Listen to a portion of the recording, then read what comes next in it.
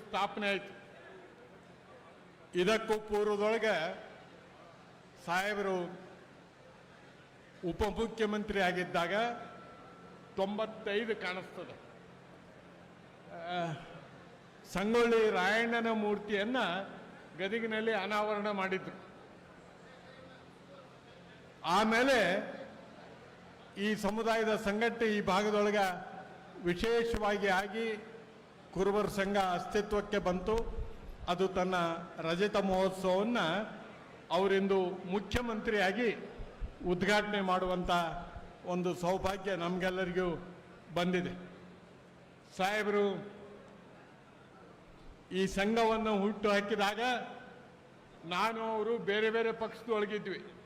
ಆವಾಗ ಸಾಹೇಬರಿಗೆ ಹೇಳ್ತಿದ್ದೆ, ನಾನು ಉತ್ತರ ಕರ್ನಾಟಕದೊಳಗೆ ನಿಮ್ಮ ಅಭಿಮಾನಿಗಳು ಭಾಳ, ಈ ಹಳೆ ಮೈಸೂರಿಗಿಂತ ಅದಕ್ಕೆ ಹೆಚ್ಚು ಉತ್ತರ ಕರ್ನಾಟಕದ ಕಡೆ ತಮ್ಮ ಲಕ್ಷ್ಯ ಇರಬೇಕು ಸಾಹೇಬ್ರೆ ಅಂತ ಹೇಳಿದಾಗ ಅವರು ನಿಜವಾಗಿಯೂ ಅವರು ಉಪಮುಖ್ಯಮಂತ್ರಿ ಆಗಿದ್ದಾಗ, ಹಣಕಾಸು ಮಂತ್ರಿ ಆಗಿದ್ದಾಗ ಉತ್ತರ ಕರ್ನಾಟಕದೊಳಗೆ ಗದಗು, ಹಾವೇರಿ, ಕೊಪ್ಪಳ, ಬಾಗಲಕೋಟೆ ಈ ಹೊಸ ಜಿಲ್ಲೆಗಳನ್ನು ಹುಟ್ಟು ಹಾಕಿ ಈ ಭಾಗದ ಜನರಿಗೆ ಸಾಕಷ್ಟು ಉಪಕಾರ ಮಾಡಿದ್ರು.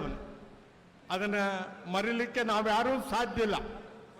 ಈಗ ಈ 25ನೇ ರಜತೋತ್ಸವ ಆಚರಣೆ ಮಾಡುವ ಪ್ರಸಂಗದೊಳಗೆ ಮೊನ್ನೆ ತಾನೇ 16ನೇ ತಾರೀಕು ನಮ್ಮ ಕೃಷ್ಣ ಮೇಲ್ದಂಡೆ ಯಾವ ಕರ್ನಾಟಕ ರಾಜ್ಯದ ನಮ್ಮೆಲ್ಲರ ನೇತಾರ, ಕರ್ನಾಟಕ ರಾಜ್ಯದ ಅತ್ಯಂತ ಜನಪ್ರಿಯ ನಾಯಕರು, ಕರ್ನಾಟಕ ಸರ್ಕಾರದ ಘನವೆತ್ತ ಮುಖ್ಯಮಂತ್ರಿಗಳು, ಅಹಿಂದ ರಾಮಯ್ಯ, ಬಡವರ ರಾಮಯ್ಯ, ಅಣ್ಣ ರಾಮಯ್ಯ, ಕನ್ನಡ ಎಂದು ಇಡೀ ಕರ್ನಾಟಕವನ್ನ ಹೆಮ್ಮೆಪಡಿಸಿದ ಶ್ರೀಮಾನ್ ಸಿದ್ದರಾಮಯ್ಯ ಸಾಹೇಬರು ಬರ್ತಾರೆ ಅಂತ ಕಾಯ್ತಾ ಇದ್ವು. ಅವರು ಈ ಸಭೆಗೆ ಬಂದಿದ್ದಾರೆ. ಜೋರಾದ ಚಪ್ಪಾಳೆ, ನಿಮ್ಮ ಶಿಳ್ಳೆ, ನಿಮ್ಮ ಹರ್ಷೋದ್ಗಾರದೊಂದಿಗೆ ಶ್ರೀಮಾನ್ ಸಿದ್ದರಾಮಯ್ಯ ಸಾಹೇಬರನ್ನ ಅತ್ಯಂತ ಪ್ರೀತಿಪೂರ್ವಕವಾಗಿ ಈ ಸಭೆಗೆ ಸ್ವಾಗತವನ್ನ ಕೋರೋಣ.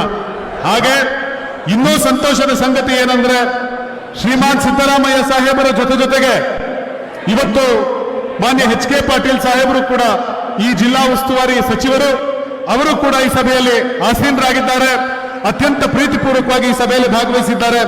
ಅವ್ರನ್ನ ಕೂಡ ಈ ಸಭೆಗೆ ಆಹ್ವಾನಿಸೋಣ. ಜೊತೆಗೆ ಮಾನ್ಯ HM ರೇವಣ್ಣನವರು, ನಮ್ಮ ಸಮಾಜದ ಹಿರಿಯ ಮುಖಂಡರು, ಅವರು ಕೂಡ ಈ ಸಭೆಗೆ ಬಂದಿದ್ದಾರೆ. ಅವರನ್ನ ಕೂಡ ಅತ್ಯಂತ ಪ್ರೀತಿಪೂರ್ವಕವಾಗಿ ರಾಜ್ಯ ಗ್ಯಾರಂಟಿ ಸಮಿತಿಗಳ ಅಧ್ಯಕ್ಷರು, ಅವ್ರನ್ನ ಕೂಡ ಈ ಸಭೆಗೆ ಸ್ವಾಗತವನ್ನ ಕೋರೋಣ. ಅತ್ಯಂತ ವಿಶೇಷ ಅಂದ್ರೆ ಬಹುಶಃ ಇದು ತುಂಬಾ ವಿಶೇಷ. ಗದಗ ಜಿಲ್ಲೆಯಲ್ಲಿರುವಂತ ರಾಕೇಶ್ ಸಿದ್ದರಾಮಯ್ಯ ಸಭಾಂಗಣದಲ್ಲಿ ನಡೀತಾ ಇರುವಂತಹ ಈ ಕಾರ್ಯಕ್ರಮಕ್ಕೆ ಸನ್ಮಾನ್ಯ ರಾಕೇಶ್ ಸಿದ್ದರಾಮಯ್ಯನವರ ಸುಪುತ್ರ ಶ್ರೀಮಾನ್ ಸಿದ್ದರಾಮಯ್ಯ ಸಾಹೇಬರ ಕುಡಿ ನಮ್ಮ ಧವನ್ ರಾಕೇಶ್ ಅವರು ಕೂಡ ಈ ಸಭೆಗೆ ಬಂದಿದ್ದಾರೆ. ನಮ್ಮ ಮುಂದಿನ ಆಸೆಯ ಭರವಸೆಯ ಕಿರಣ, ಅವ್ರನ್ನ ಕೂಡ ಅತ್ಯಂತ ಪ್ರೀತಿಪೂರ್ವಕವಾಗಿ ಈ ಸಭೆಗೆ ಸ್ವಾಗತವನ್ನ ಕೋರೋಣ. ಜೊತೆಗೆ ಹಿರಿಯ ನಾಯಕರಾದಂತ, ನಮ್ಮೆಲ್ಲರ ಮಾರ್ಗದರ್ಶಕರಾದಂತ ಸಲೀಂ ಅಹಮದ್ ಸಾಹೇಬರಿದ್ದಾರೆ. ಹಾಗೆ GS ಪಾಟೀಲ್ ಸಾಹೇಬರಿದ್ದಾರೆ, DR ಪಾಟೀಲ್ ಸಾಹೇಬರಿದ್ದಾರೆ. ಈ ಇಡೀ ಕಾರ್ಯಕ್ರಮದ ಸ್ವಾಗತ ಸಮಿತಿಯ ಅಧ್ಯಕ್ಷರು ಆಗಿರುವಂತ DR ಪಾಟೀಲ್ ಸಾಹೇಬರಿದ್ದಾರೆ. ಮಾನ್ಯ ರಾಮಚಂದ್ರಪ್ಪನವರಿದ್ದಾರೆ. ಹಾಗೆ ಇನ್ನೂ ಅನೇಕ ಹಿರಿಯರಿದ್ದಾರೆ. ಇವರೆಲ್ಲರನ್ನೂ ಕೂಡ ಸೇರಿದಂತೆ ಇವತ್ತು ನಾವು ಬೆಳಗ್ಗಿನಿಂದಲೂ ಕೂಡ ಈ ಕಾರ್ಯಕ್ರಮದ ಈ ಶುಭಾರಂಭಕ್ಕಾಗಿ ಕಾಯ್ತಾ ಇದ್ದೆವು. ಈಗ ಗದಗ ತಾಲೂಕು ಕುರುಬರ ಸಂಘದ ರಜತ ಮಹೋತ್ಸವದ ಸ್ಮರಣ ಸಂಚಿಕೆಯ ಬಿಡುಗಡೆ ಹಾಗೂ ಕನಕೋತ್ಸವ ಹಾಗೂ ಸಂಘಜೀವಿ ಶ್ರೀ ಫಕೀರಪ್ಪ ಹೆಬ್ಸೂರ್ರವರ ಸಮಾಜಮುಖಿ ಅಭಿನಂದನಾ ಗ್ರಂಥದ ಬಿಡುಗಡೆ ಸಮಾರಂಭದ ಕಾರ್ಯಕ್ರಮಕ್ಕೆ ನಾವು ಆರಂಭ ಮಾಡುವಂತ ಈ ಕಾರ್ಯಕ್ರಮವನ್ನು ಶುರು ಮಾಡುವಂತ ಹಂತದಲ್ಲಿದ್ದೇವೆ. ಇದೀಗ ಪ್ರಾರ್ಥನೆಯನ್ನ ಈಗಾಗಲೇ ನಾವು ಮುಗಿಸಿದ್ದೇವೆ. ಈಗ ಸ್ವಾಗತ ಭಾಷಣವನ್ನ ಈ ಕಾರ್ಯಕ್ರಮಕ್ಕೆ ಮಾಡಬೇಕು ಅಂತ ಹೇಳಿ ಈ ಭಾಗದ ಅತ್ಯಂತ ಹಿರಿಯ ನಾಯಕರು, ಗಾಂಧಿವಾದಿಗಳು, ಸದಾ ನಗುಮುಖದ ಹಸನ್ಮುಖಿ ನಾಯಕರು ಆಗಿರುವಂತ ಮತ್ತು ಈ ಕಾರ್ಯಕ್ರಮದ ಸ್ವಾಗತ ಸಮಿತಿಯ ಅಧ್ಯಕ್ಷರು ಆಗಿರುವಂತ ಮಾನ್ಯ ಶ್ರೀಮಾನ್ DR ಪಾಟೀಲ್ ಸಾಹೇಬರನ್ನ ವಿನಂತಿಸಿಕೊಳ್ತಾ ಇದ್ದಾರೆ.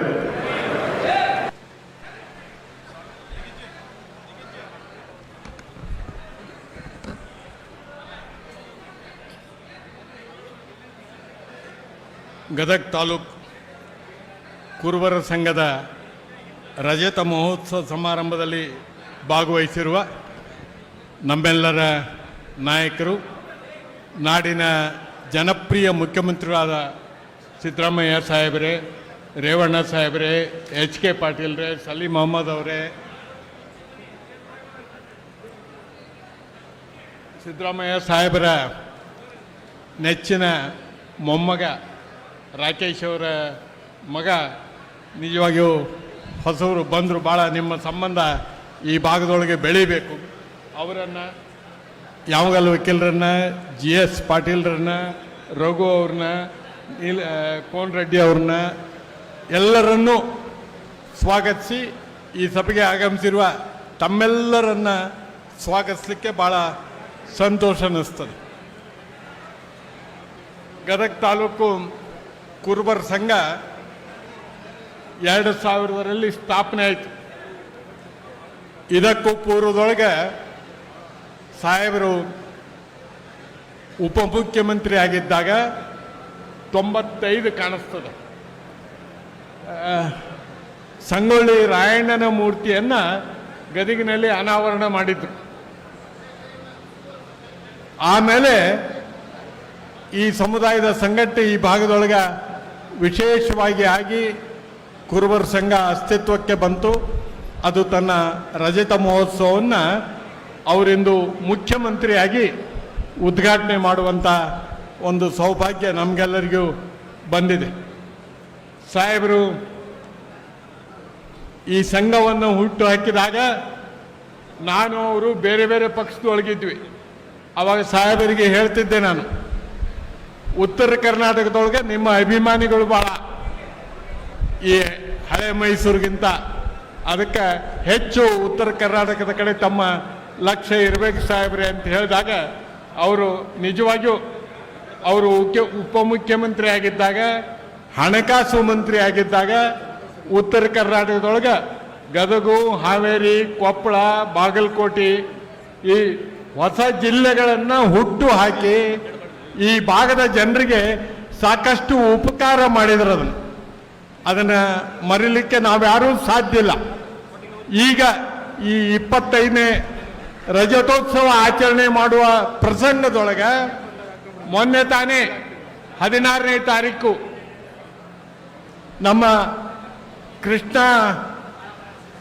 ಮೇಲ್ದಂಡೆ ಯೋಜನೆಯ ಸುಮಾರು 73,000ಕ್ಕೂ ಹೆಚ್ಚು ಎಕರೆ ಜಮೀನನ್ನು ರೈತರಿಗೆ ಸಮಾಧಾನವಾಗುವ ರೀತಿಯಲ್ಲಿ ಕಾಂಪನ್ಸೇಷನ್ ಕೊಟ್ಟು, ನೀರಾವರಿ ಜಮೀನಿಗೆ 40 ಲಕ್ಷ, ಡ್ರೈ ಲ್ಯಾಂಡ್ಗೆ 30 ಲಕ್ಷ ರೂಪಾಯಿ ಕಾಂಪನ್ಸೇಷನ್ ಕೊಟ್ಟು 15 ಲಕ್ಷ ಎಕರೆ ನೀರಾವರಿಗೆ ಅನುಕೂಲ ಆಗುವಂಥ ಈ ಚಾರಿತ್ರಿಕ ನಿರ್ಣಯವನ್ನು ಅವರು ಮಾಡಿ ನಮ್ಮೆಲ್ಲರ ಹೃದಯ ಸಿಂಹಾಸನದಲ್ಲಿ ಆಸೀನರಾಗಿದ್ದಾರೆ. ನಿಮ್ಮನ್ನ ಉತ್ತರ ಕರ್ನಾಟಕದ ಜನ ಎಂದೂ ಮರೆಯಂಗಿಲ್ಲ ಸಾಹೇಬ್ರೆ. ನಿಮ್ಮನ್ನ ನೀವು ಅಷ್ಟು ಉಪಕಾರ ನಮಗೆ ಮಾಡಿದಿರಿ. ಭಾಳ ಖುಷಿಯಾಗಿದೆ. ಅಂತ ಖುಷಿಯಾಗುವಂಥ ಇನ್ನಷ್ಟು ಕಾರ್ಯಕ್ರಮಗಳು ತಮ್ಮ ಈ ಅಧಿಕಾರಾವಧಿಯಲ್ಲಿ ಬರಬೇಕು. ತಾವು ಮೊನ್ನೆ ಸುಮಾರು 3 ತಿಂಗಳ ಹಿಂದೆ ನೀವು ನಮ್ಮ ಯೋಜನಾ ಮಂಡಳಿಗಳನ್ನು ಉದ್ದೇಶಿಸಿ ಭಾಷಣ ಮಾಡುವಾಗ ಒಂದು ಮಾತು ಹೇಳಿದಿರ್ತಾವೆ, ನಾನು ವಿಕೇಂದ್ರೀಕೃತ ಆಡಳಿತದಲ್ಲಿ ವಿಶ್ವಾಸ ಇಟ್ಟವ, ಈ ಕೆಲಸ ಆಗಬೇಕು, ಜನರು ರೂಪಿಸಿದ ಯೋಜನೆಗಳು ನನ್ನ ಮುಂದಿನ ಆಯವ್ಯಯದೊಳಗೆ ಪ್ರತಿಫಲನಗೊಳ್ಳಬೇಕು, ಅದಕ್ಕೆ ಸೂಕ್ತವಾದಂಥ ಕೆಲಸ ನೀವು ಮಾಡಬೇಕು. ಮತ್ತು BR ಪಾಟೀಲ್ರಿಗೆ ವಿಶೇಷವಾಗಿ ಹೇಳಿದ್ರಿ, ನೀ ಎಲ್ಲ ಜಿಲ್ಲೆಗಳಿಗೂ ಟೂರ್ ಮಾಡಿ ಇದು ಆಗುವ ಹಾಗೆ ಮಾಡು, ಮತ್ತು ನನ್ನ ಆಯವ್ಯಯದ ಪೂರ್ವದೊಳಗೆ ಇನ್ನೂ 2 ಸಭೆಗಳನ್ನು ಮಾಡಿ ನನ್ನ ಆಯವ್ಯಯದಲ್ಲಿ ಜನರ ಆಶಯಗಳು ಪ್ರತಿಫಲನಗೊಳ್ಳುವ ಹಾಗೆ ನಾನು ಮಾಡ್ತೀನಿ ಅನ್ನುವಂಥ ಭರವಸೆಯನ್ನು ತಾವು ಕೊಟ್ಟಿರಿ ಸಾಹೇಬ್ರೆ. ಈ ದಿಟ್ಟ ನಿರ್ಧಾರಕ್ಕೂ ಸಹಿತ ನಾವು ಪಂಚಾಯತ್ ರಾಜ್ ವ್ಯವಸ್ಥೆಯಲ್ಲಿ ಕೆಲಸ ಮಾಡುವವರು, ಜನರ ಜೊತೆಗೆ ಕೆಲಸ ಮಾಡುವವರು, ನಾವೆಂದೂ ಮರೀಲಿಕ್ಕೆ ಸಾಧ್ಯ ಇಲ್ಲ. ಇಂಥ ಕ್ರಾಂತಿಕಾರಿಕ ಬದಲಾವಣೆಗಳು ನಿಮ್ಮಿಂದ ಮಾತ್ರ ಸಾಧ್ಯ. ಬೇರೆಯವರು ಭಾಳ ವಿಚಾರ ಮಾಡ್ತಾರೆ. ಈಗ ತಾವು ಕಾನೂನು ಮಾಡಿದ್ರಿ, ನೀವು HK ಪಾಟೀಲರು ಕೂಡಿ 2016 ಒಳಗೆ ಈ ಕಾನೂನನ್ನು ಮಾಡಿದಿರಿ ಸಾಹೇಬ್ರೆ.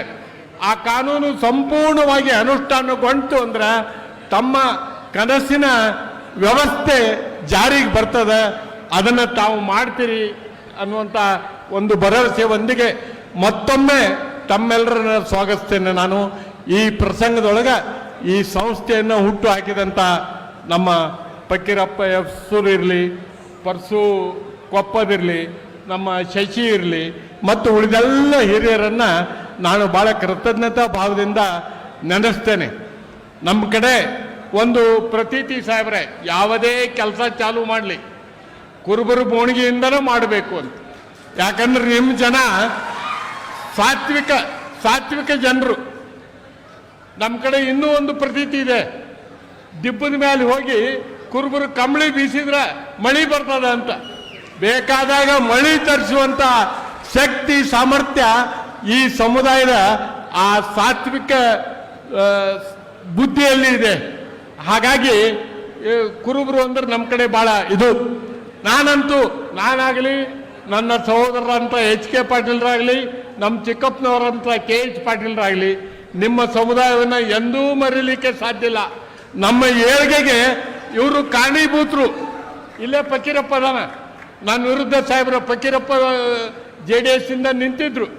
ನಿಂತಾಗೂ ಸಹಿತ ಕುರುಬರು ಮೆಜಾರಿಟಿ ಇದ್ದಂಥ ಊರೊಳಗೆ ನನಗೆ ಆಶೀರ್ವಾದ ಮಾಡಿದ್ರು ಹೊರತಾಗಿ ಅವರು ಫಕೀರಪ್ಪಗೆ ಆಶೀರ್ವಾದ ಮಾಡಲಿಲ್ಲ. ನಿಮ್ಮ ಈ ಜಾತ್ಯತೀತ ಮನೋಭಾವ, ಈ ಸಮುದಾಯದ ಜಾತ್ಯತೀತ ಮನೋಭಾವ ಎಲ್ಲರೂ ನಿಮ್ಮನ್ನು ಪ್ರೀತಿ ಮಾಡುವಂಥ ಒಂದು ಮನಸ್ಥಿತಿಯನ್ನು ನಿರ್ಮಾಣ ಮಾಡಿದೆ. ನಾವೆಲ್ಲ ಒಂದು ಅನ್ನುವಂಥ ಭಾವದಿಂದ ಮುಂದುವರಿಯೋರು ನಾವು.